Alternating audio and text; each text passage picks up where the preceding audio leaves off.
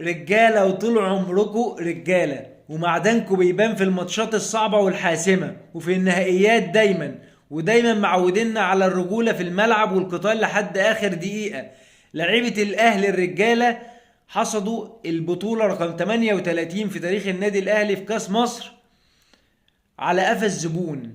ما هو ما فيهاش، ما كانش ينفع ان بيراميدز بتاع الطموح اول بطولة حققها في حياته تبقى على قفانا احنا. لا يا بيه، انت جيت في المكان الغلط وفي الوقت الغلط. اللعيبة دي بتاكل النجيلة لما بيكون وراها جمهور في الاستاد يحرك الصخر.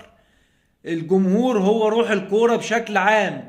لولا الجمهور النهاردة الاهلي ما كانش رجع للماتش وما كانش خد الكاس. الف مبروك لكل جماهير النادي الاهلي العاشقة، وان شاء الله مزيد من البطولات الجاية في الايام الجاية. وان شاء الله عندي يقين ان بطولة افريقيا السنة دي بتاعتنا.